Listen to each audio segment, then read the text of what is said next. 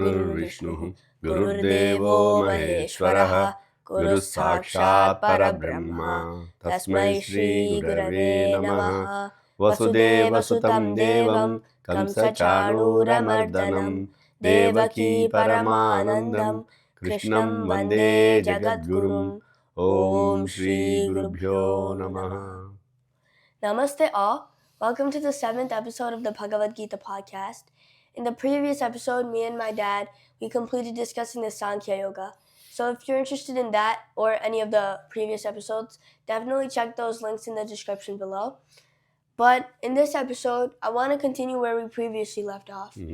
I asked a question about Arjuna's confusion in the beginning of the Karma Yoga, or the 3rd chapter. And so I want to ask, what exactly is Arjuna's confusion and why does he have it? Right. So, if you look at Sankhya Yoga, which we discussed earlier, that which has the summary of the entire Bhagavad Gita, right? So, the first part of Sankhya Yoga, Lord Krishna, he inspires Arjuna to get up and fight the war. He says, Shudram Hrudaya Daurbalyam Tyaktvottishta Parantapa and Tato Yuddhaya Yujyasva, right? And he's inspiring him to, hey, get up, fight the war. That's your duty. In the second part of Sankhya Yoga, Lord Krishna talks about Sthita Prajna. Sthita Prajna is the saint, the jnanis, or the people with steady intellect, right? So he explains the qualities of Sthita Prajna, almost 18 slokas there. So towards the end, then Arjuna was thinking that, okay, pretty much because Lord Krishna showed two paths, two ways, right? One is doing your job, the karma path, and probably the second one is the jnana, which is like the saint and the sthita prajnas. Then Arjuna's question was primarily like, hey, can I skip this karma path and directly get onto the jnani's path? So that is what he had in his mind, and he asked the question. When you have any question, what do you normally do? You ask someone who would know the answer, who has like an elderly, right? Elderly or a guru. So in a way, Arjuna is actually teaching us the right way of seeking answer. As a disciple, if you want to seek answer, you have to ask your guru. And if Arjuna doesn't ask any question, probably Bhagavad Gita would have ended in Sankhya Yoga itself. Right, yeah. So that's how it actually helped us, even us, to know so many details. But Lord Krishna, while giving the answer, he wants to provide a comprehensive answer. And that's what he starts in the Karma Yoga. So not only answering the question that asked by Arjuna, but he touches upon so many topics. Lord Krishna touches upon the topics which are so relevant today. The things that we talk about, like community living, for example, like giving back to the community. You talk about it almost everywhere these days, right? We talk about the circle of life. We talk about how a leader should lead by an example, right? What is the moral responsibility that a leader might have? A lot of times we get a question like, hey, why do people do mistakes in spite of knowing that it's wrong, right? So, Lord Krishna answers that question as well in this. Again, similar to other chapters, there are a lot of call to actions that we from ourselves, like, know what we can do as well. So Karma Yoga gives a very detailed answer and also touches upon so many topics. Okay. Also, I think we previously discussed, right, the meaning of yoga. Right. And how it means a path to God. So with that in mind, what is Karma Yoga and what does it mean? I mean, does it mean like karma or work being a path to God? Or? Sure. Yeah, good question. So again, as I said, yoga is path and karma is the work, right? So Karma Yoga is pretty much showing a way of your work actually leading like to the path to the God. So the basis for Karma Yoga is you cannot avoid doing work. So if somebody thinks that, okay, there is a way that I can avoid doing work, that's wrong. And that's actually where he gives, he says this in shloka, which says, Nahi kaschit kshanamapi jatu. Jatu tishtatya karma krita Mhm. karyate hyavashah karma sarva prakriti jayar gunaihi. Yeah, so he's saying, Nahi kaschit kshanamapi jatu tishtati akarma krita. He's saying, not even a split of a second. Right? No one, nahi kaschit, kshanamapi, jatu tishtati akarmakrit. Meaning you cannot, not even for a split of second, you cannot stop doing work. Okay. So what he's saying is that we are invariably, inevitably, we are doing work. So that is, as I said, is the basis, right? Yeah. And again, the question is, okay, what kind of work are you doing then? That is what he's answering in the second line. Karyate hyavashah karma. Avasah karma karyate. So for sure, definitely you are doing some karma. But what kind of karma? Sarva prakriti jayar gunai. So he's saying that depending on the nature of your state of mind, for example, right? Your natural inclination towards something, you will be doing work. So that gunai, right? So those gunas actually he elaborates in later chapters. But those gunas, Lord Krishna primarily puts into three categories, like sattva guna, rajo guna, tamo guna. Sattva guna, again, like you may even come across people like that in your class or in the society, anywhere. So sattva guna is mainly like people who want to learn and who are like, who you really want to go for, like who are knowledgeable. Rajoguna is like, somebody who is ready to fight, who has this, excessive, exuberant energy, right? Yeah. They could be very angry at times as well, right? And tamoguna is like, somebody who is like, sleepy, who is, sometimes very lazy, right? So it doesn't mean a person will be in that state forever. Right, yeah. Like each person will be changing the states. So what he's saying is, depending on your state of mind, you will be doing some work. And he also says that in spite of not having any boss, I am still doing my work. So he says in one of the shloka, do you know what is the shloka? Name partasti kartavyam. Trishu lokeshu kinchana nanavaptamavaptavyam varta evacha karmani. Right. So he's saying name partasti kartavyam. He's saying partha name kartavyam asti. I don't have any duty, responsibility actually. Where not only on this earth, it's like Trishu lokeshu kinchana. Not even a simple responsibility I have, because these three lokas are created by me. I am the superior, the most superior, the boss of this. Okay. In spite of that, he's saying, I'm doing work, right? Yeah. He said, there is nothing that I have to get, there is nothing that I cannot get. Nanavaptam avaptavyam. So there is nothing that I cannot get, there is nothing that I want to get, because it's all mine. It's all mine. It's my kingdom. I am the boss, but still I am doing work. Yeah. So he's saying, again, he's reiterating, he's saying that, hey, you know what? You are also doing work. If you think you are not doing work, that's a misconception. So that actually is the basis of the whole Karma Yoga. Also, we just talked about the Karma Yoga and how it is a path to God. What advice does Krishna give to us to help follow this Karma Yoga? Sure. So again, as I said, doing karma is one thing, and doing it in a particular way, it becomes yoga. He gives actually a couple of slokas. He says, Yastvindriyani manasa. What is the sloka? Yastvindriyani manasa niyamyarabhate Arjuna karmendriyah karma yogam asaktasya visishyate. Right. So he's saying that Yastvindriyani manasa. So like you have indriyas. Indriyas are your senses, right? Right.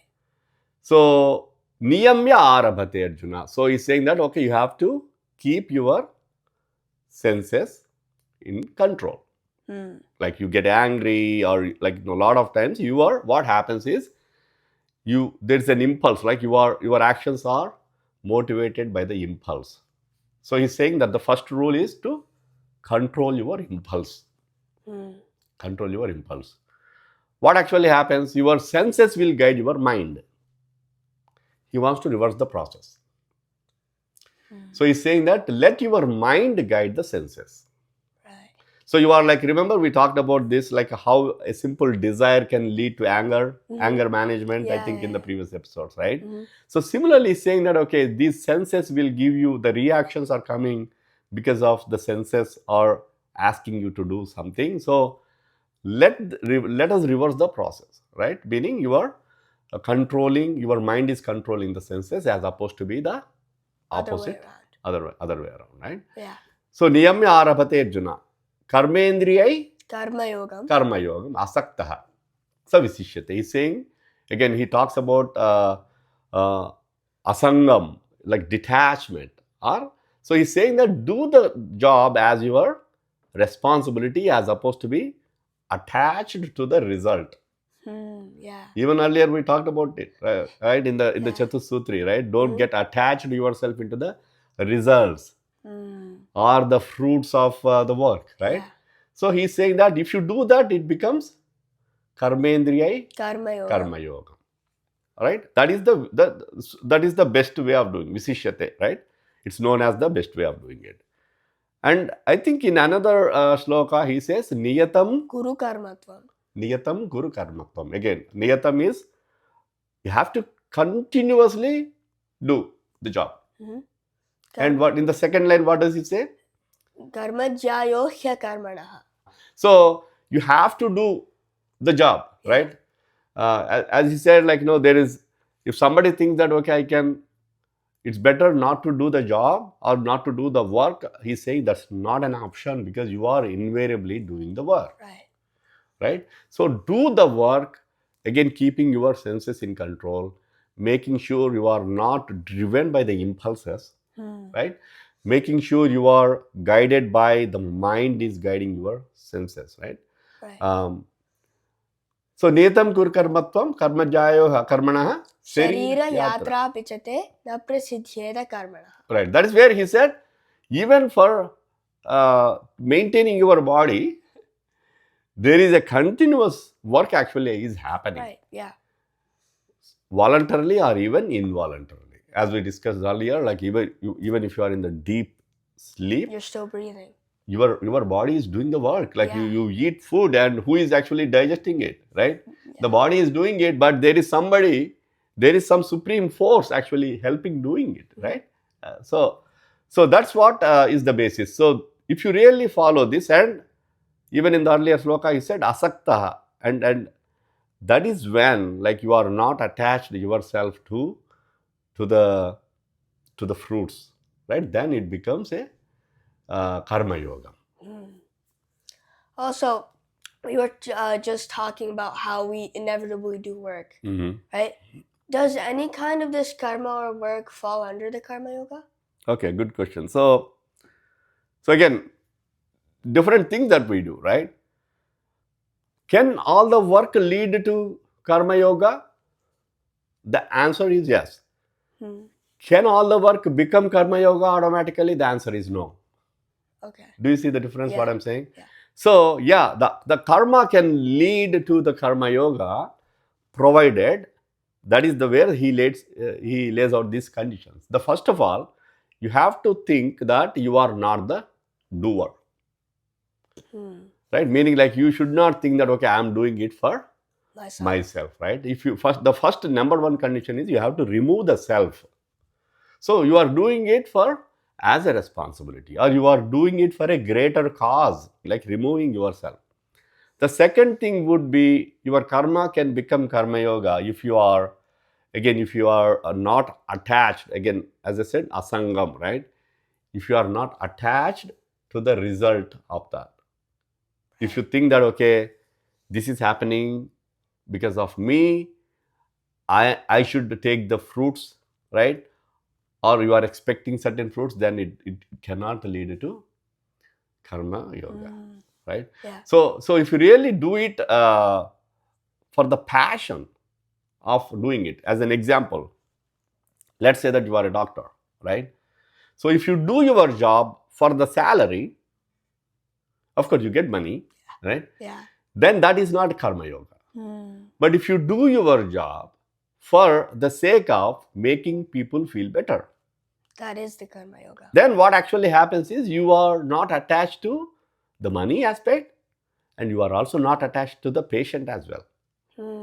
Right? Because sometimes as a doctor, you cannot be attached yourself to the patient as well. Right? Yeah.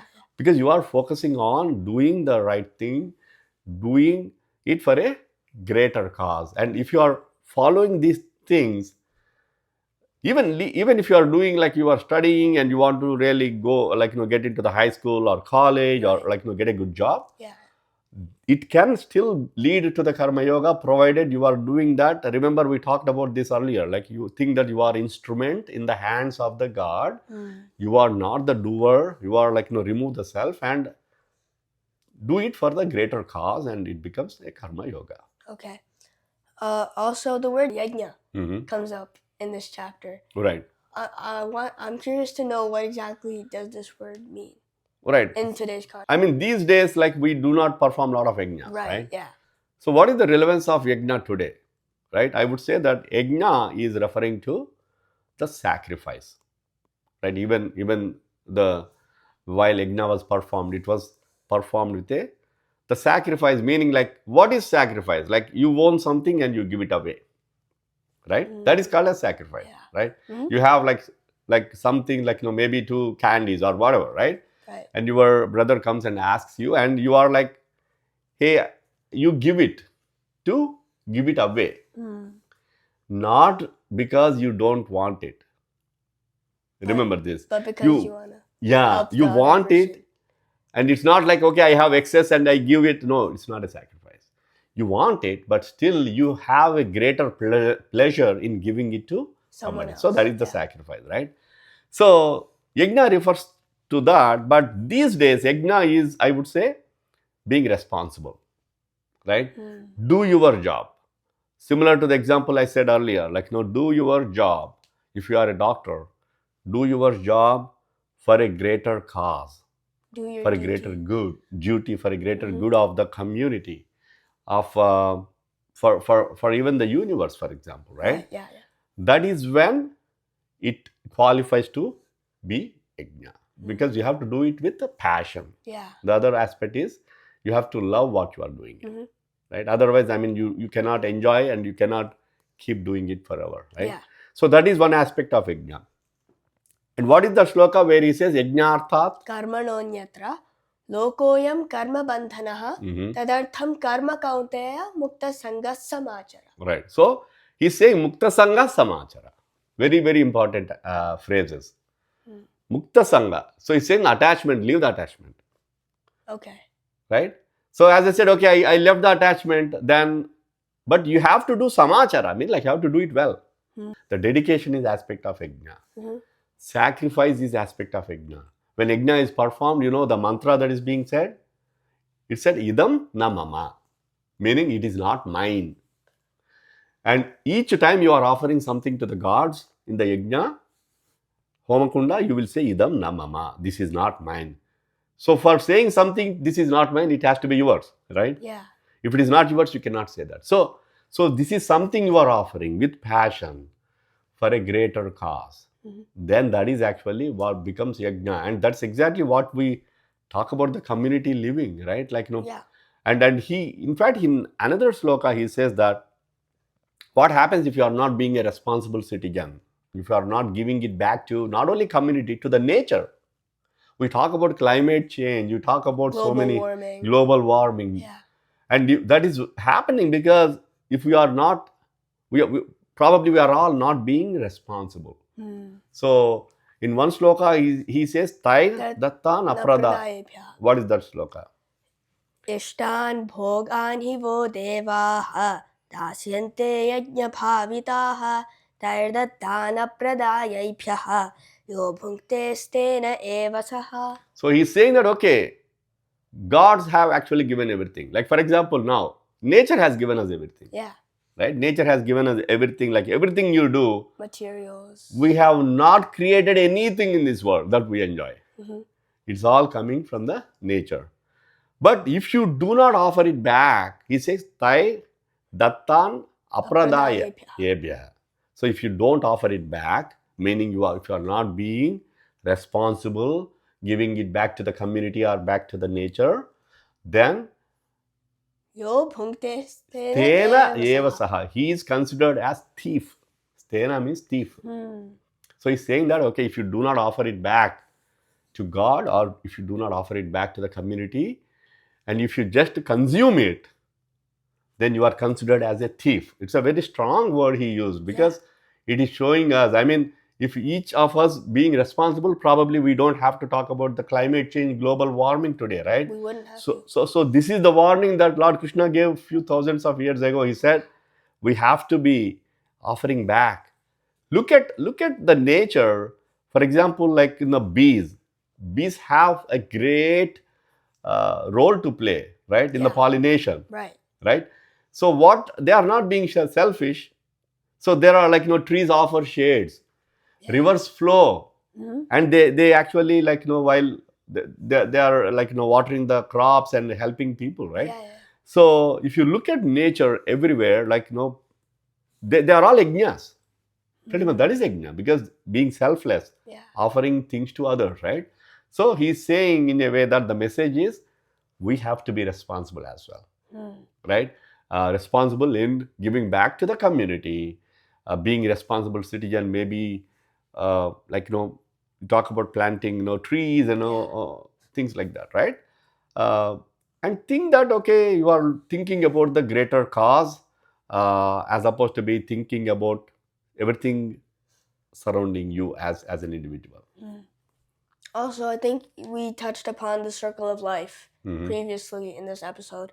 How exactly is that explained in this chapter?